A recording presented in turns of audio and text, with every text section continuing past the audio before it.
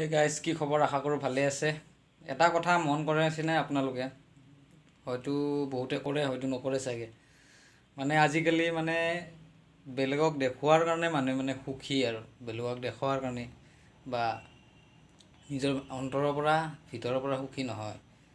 বা বেলেগে এইটো কথা বা বেলেগৰ কাৰণে এইটো বস্তু ভাল, বেলেগে দেখি বস্তুটো বহুত ভাল লাগিছে। সি কিন্তু বেলেগে ভাল লগা কৈছে, কিন্তু সি গম পোৱা নাই যে সি ইয়াৰ ভিতৰৰ পৰা ভাল লাগিছে নে নিজৰ ভাল লাগিছে নে নাই।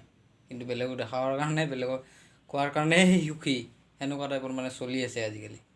সেইকাৰণে নিজৰ পচন্দটো, নিজৰ যোনটো ভাল লাগে নিজৰটো চাওক। বেলেগে কেতিয়াবা বেয়া লগাও ক'ব পাৰে, বেলেগে কেতিয়াবা ভাল লগা বুলিও ক'ব পাৰে। তো সেইটো বেলেগৰ কথাত হেৰি নকৰি নিজৰ পচন্দটো নেহেৰাব।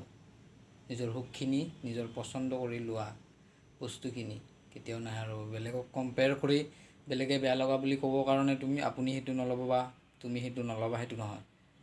তো নিজৰটো আগতে ভাবা, নিজে আগতে জানি লোৱা, তাৰে পিছত নিজৰ পচন্দটো জানি লৈ তাৰে পিছতে বেলেগে ভাল কওক বেয়া কওক সেইটো পিছৰ কথা।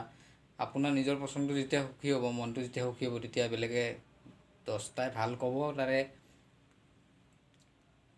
2টাই বেয়া ক'ব পাৰে, কোনো ডাঙৰ কথা নহয়। সেইকাৰণে সেনেকুৱা কৰক, নিজৰ পচন্দটো নিজে লওক, গম পাওক।